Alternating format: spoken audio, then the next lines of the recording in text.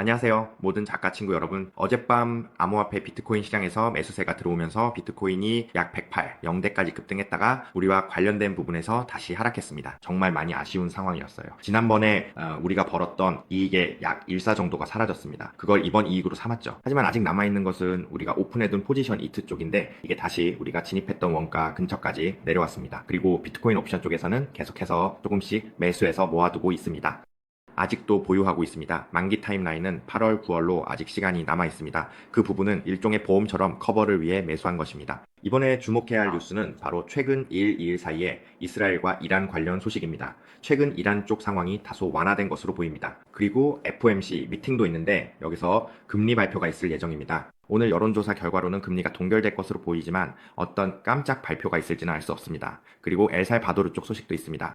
엘살바도르가 비트코인을 추가로 240 BTC 더 매수했다는 소식도 있습니다. 이 부분은 나중에 더 자세히 다뤄볼 수 있을 것 같습니다. 현재 전체적인 시장 상황을 보면 지금은 디지털 시대라고 볼 수 있습니다. XM은 세계적으로 상위권에 속하는 브로커로 FSC, DFSA 등 전 세계적으로 인가를 받은 곳입니다. 그래서 전 세계 사용자들이 XM을 선택하고 있습니다. 혹시 아직 외환, 금, 대출 등 다양한 상품을 거래할 계정이 없는 분들은 아래 링크를 통해 계정을 개설하실 수 있습니다. 본격적으로 시작하기 전에 여러분께 좋아요, 공유, 구독, 그리고 댓글을 부탁드리고 싶습니다. 한 분 한 분의 댓글이 저희 팀에게 큰 힘이 됩니다. 더 이야기를 나누고 싶으신 분들은 디스코드 채팅방에 들어가 계속 대화하실 수 있습니다. 아래 링크를 클릭하세요. 스폰서분들을 위해 유튜브 구독도 부탁드립니다. 현재 주간 단위로 클립을 업로드하며 개인 포트폴리오 관리 내용도 다루니 꼭 시청해 보시기 바랍니다. 아세트 웨이브 3에서는 상장 자산을 점차 늘려가고 있고 현재 약 50개 자산이 추가되었습니다. 온라인 클래스도 2가지 진행 중입니다. 파인트 윈도와 거버볼인데 QR코드를 스캔하시면 관리자에게 자세한 내용을 문의하실 수 있습니다. 이 두 클래스에서는 초보자 기초, 마인드셋, 자금 관리, 기본 트레이딩, 결제 조건 처리 등 모든 내용을 다룹니다. 오토바이 서비스 내용도 들으실 수 있고 비트코인, 크립토, 금, 선물도 다룹니다. 성장 그로우트 파트는 더 고급스럽고 전문적인 내용을 다루며 스노우볼 전략, 가치 고정 위한 숏 포지션 잡기, 타임프레임 활용 시장 소비 분석 등이 포함됩니다. 오늘 아침 시장 전체 흐름도 함께 살펴보겠습니다. 아웃코인 중 일부는 상승세를 보였고 또 일부는 하락세를 보이기도 했습니다. 예를 들어 페페, 피프는 5% 하락했고 WLD는 3%, JTO는 2%, DNA는 2% 하락했습니다. 반면 유니크는 5.7% 상승했고 STX는 9% 그리고 2.9% 상승한 종목도 있습니다. 8.3%도 있습니다. 하지만 이 종목들은 아직 본격적으로 집중해서 매매하는 단계는 아니라고 생각합니다. 현재로서는 저에게는 그렇습니다. 그리고 버전이 하나뿐입니다. 어제 SEIF를 오픈한 쪽에서는 SL과 함께 상승했다가 다시 원가 구간으로 내려왔습니다. 어제 시장은 말하자면 시장이 꽤 혼란스러웠습니다. 정말 이제 차트를 볼게요. 곧 테크니컬 차트를 열어서 지금 우리가 어떻게 보고 있는지 살펴보겠습니다. 이게 저를 놀리게 된 이유와도 관련이 있는데요. BC 쪽에서 한번 진입한 적이 있습니다. 저는 이전 라운드에서 수익이 발생한 후 포트폴리오를 리밸런싱했고 그 전 라운드에서 얻은 수익의 약 1사 정도를 이번 수익으로 옮겼는데 그 수익도 이미 사라졌습니다. 이번에는 Fear Greed Index 파트에 대해 말씀드리자면 오늘 아침 업데이트 기준으로 탐욕 구간에 있습니다. 비트코인이 반등했기 때문인데요. 68로 여전히 탐욕 구간에 머물러 있습니다. 그리고 롱 포지션 파트에서는 니케이 인덱스는 113, 0명 이상입니다. 어젯밤에 포트폴리오가 거의 4억에 달하는 친구가 있었는데 그건 숏 포지션 쪽에서 발생한 것입니다.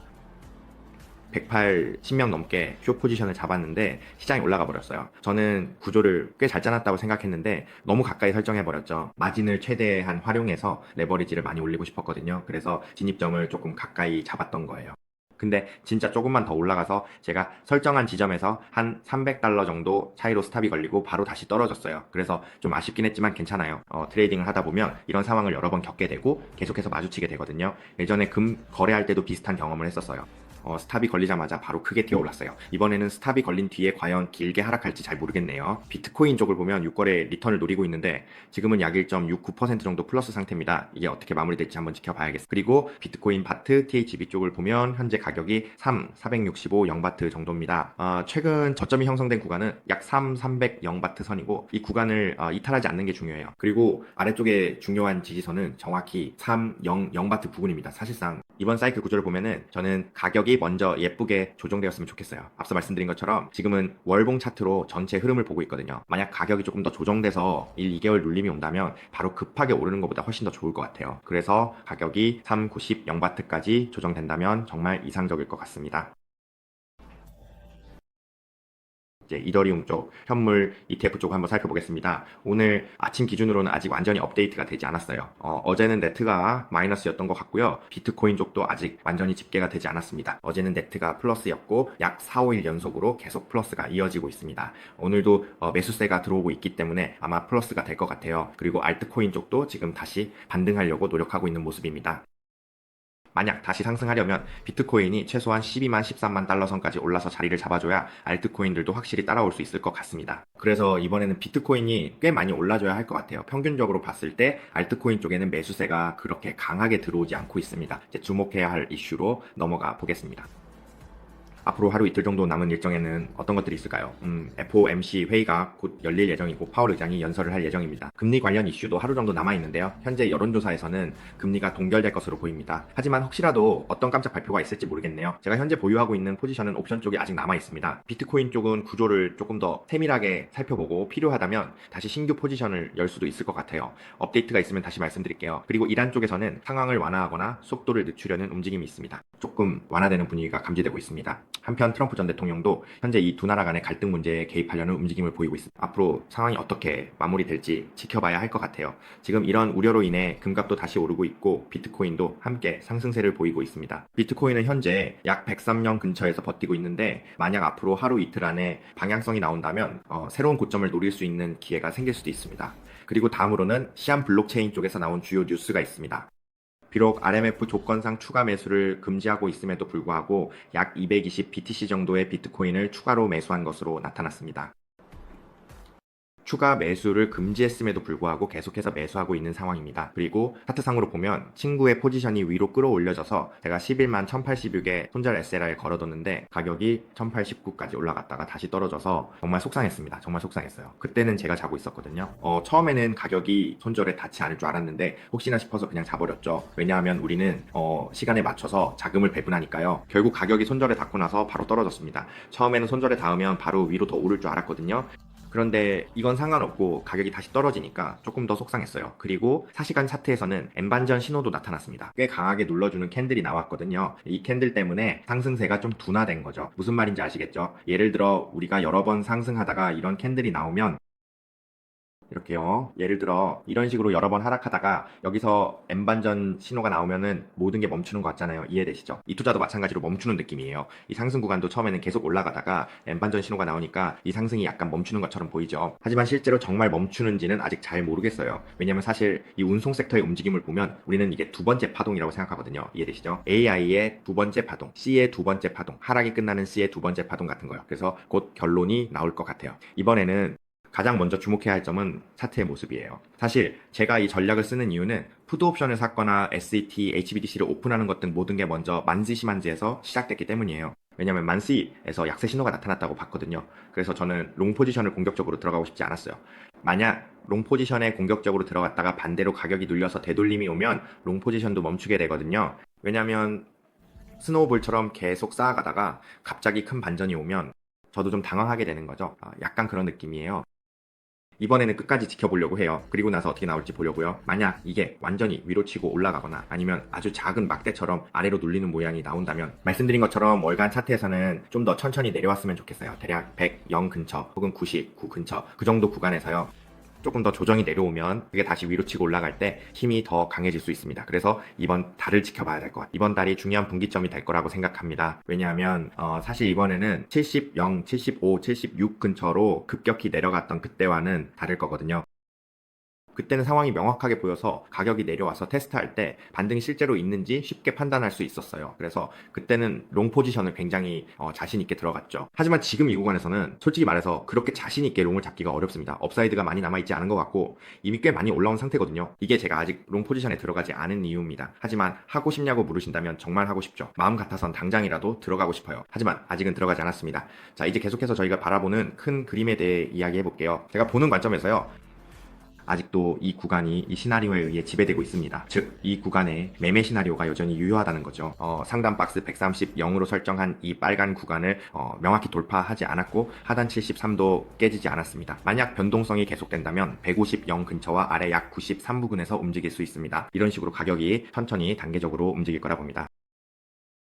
초록색 구간 위쪽은 170, 0, 아래쪽은 120, 0 근처입니다. 이런 식으로 가격이 어떻게 스윙할지 좀 더 지켜봐야 할 것 같아요. 이번 파동 패턴에서는 우리는 이 구간을 이브닝 패턴으로 보고 있습니다. 그래서 1, 2, 3, 4, 5로 위로 올라가는 흐름이 나올 수 있죠. 그리고 여기서 A, B, C 파동, 우리가 지금 매매하고 있는 이 구간이 바로 그 부분인데 이 구간이 꽤 까다로운 구간입니다. 왜냐하면 바로 위로 치고 올라가지도 않고 그렇다고 바로 아래로 떨어지지도 않으니까요. 이해가 되시죠? 그래서 이 구간에서의 변동성, 즉 이 매매 구간의 움직임을 우리는 B파동에서도 마찬가지로 AVC 형태로 내려온다고 보고 있습니다. 이번에는 좀 더 확대해서 살펴볼게요. 왜 제가 숏 포지션을 잡았는지 설명드리자면 이 구간에서 이미 A와 B가 끝났다고 봤기 때문입니다. 여기서 한번 숏 포지션을 잡아서 수익을 냈죠. 그리고 이 반등 구간은 2파, 즉 두 번째 파동이라고 볼 수 있습니다. 그래서 2파에는 조건이 있는데 만약 이게 2파라면 이 구간을 위로 돌파해서는 안 됩니다.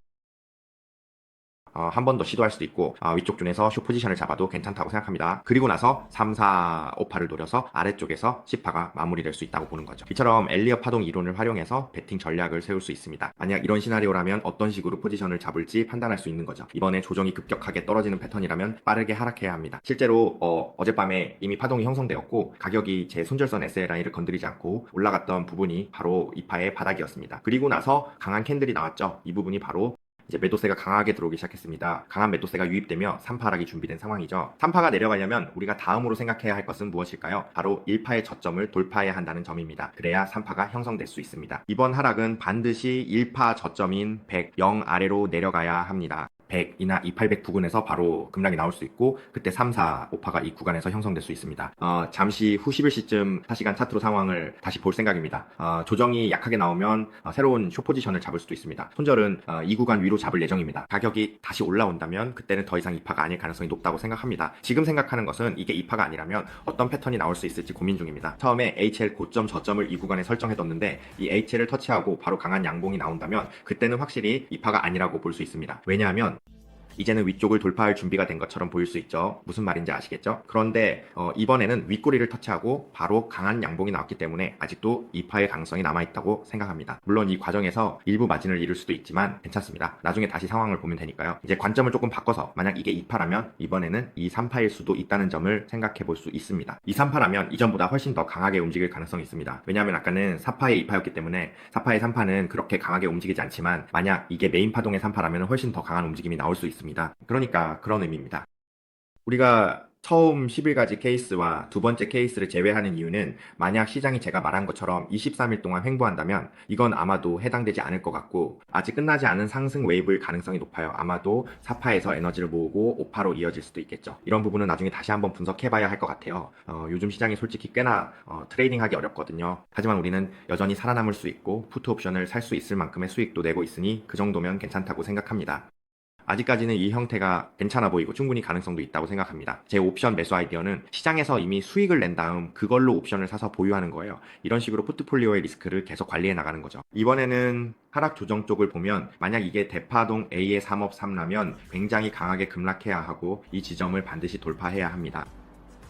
이게 바로 포인트입니다. 그리고 2파에 대해서도 마찬가지로 2파는 이 바닥, 즉 이 큰 2파의 바닥을 침범해서는 안 된다고 봅니다. 그래서 여기 있는 건 작은 2파로 3파로 급락하기 위한 준비라고 할 수 있죠. 잠깐 어쩌면 다시 액션을 취할 수도 있을 것 같아요. 어젯밤에 마진을 조금 아깝게 놓친 게 좀 아쉽네요. HL 고저점 계산을 잘못해서 그런 건데 사실 이런 에러는 트레이딩에서 흔히 있는 일입니다. 계속해서 노력하고 있습니다. 그리고 B파가 내려가서 2파가 되는 시나리오도 보고 있습니다.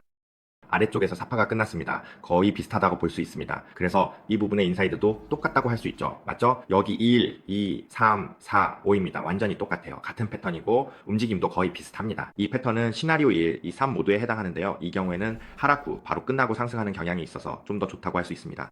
네, 상승해서 큰 3파가 되는 거죠. 사실 타임라인을 보면 대략 27, 6권 말쯤이니까 이쯤이 아닐까 싶네요. 이 구간쯤에 있을 것 같지 않나요? 일단 지켜봐야 할 것 같습니다. 만약 이 구간까지 내려온다면 좋은 신호라고 볼 수 있습니다. 왜냐하면 조정이 일어날 수 있기 때문이죠. 네, 계속해서 이번에는 횡보 구간을 살펴보겠습니다. 현재 횡보 구간에서의 트레이딩 비율을 보면 어젯밤에 급등이 있었던 이후로 제 시각은 여전히 같습니다. 만약 어젯밤에 완전히 양봉이 나왔더라면 이쪽 비율을 더 높게 봤을 거예요. 그런데 급등 후에 다시 조정이 들어왔기 때문에 여전히 횡보 구간에서의 조정이 40% 그리고 바로 하락, 크랙할 확률도 40%로 보고 있습니다. 만약 바로 하락한다면 내일쯤 저점을 이탈해야 할 텐데 그 부분은 내일 지켜봐야 할 것 같아요. 이제 횡보 구간에 대한 이야기는 여기까지 하고 이번에는 트렌드라인 관점으로 넘어가 보겠습니다. 트렌드라인을 보면 지금 이 구간에서 반등이 나올 수 있을 것 같다는 생각이 듭니다. 왜냐하면 꼬리를 남기고 다시 반등에 성공한 거죠. 꼬리를 남기고 반등에 성공했다는 건 이 트렌드가 아직 끝나지 않았다는 의미로 볼 수 있습니다. 그래서 추가 상승이 이어질 가능성이 있습니다.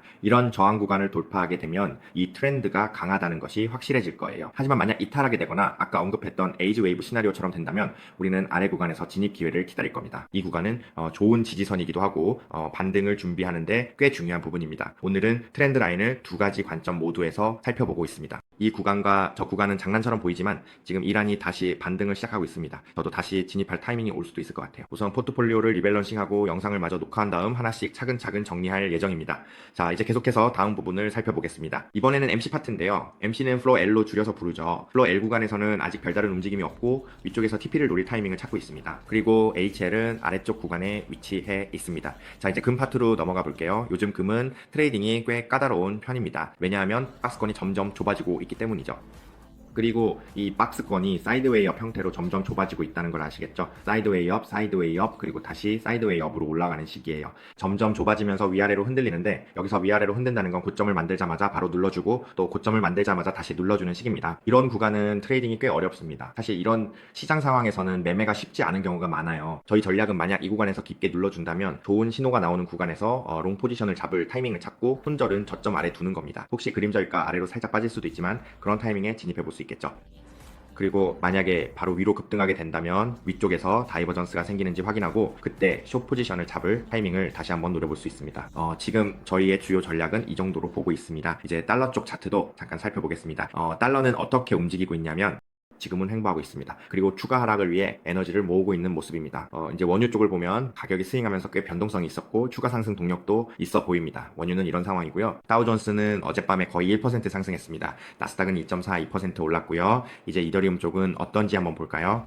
잠깐 이더리움 좀 볼게요. 이더리움은 아직도 저는 보유 중입니다. 이번에 이더리움은 이 구간, 바로 이 구간에서 매수 포지션을 열었어요.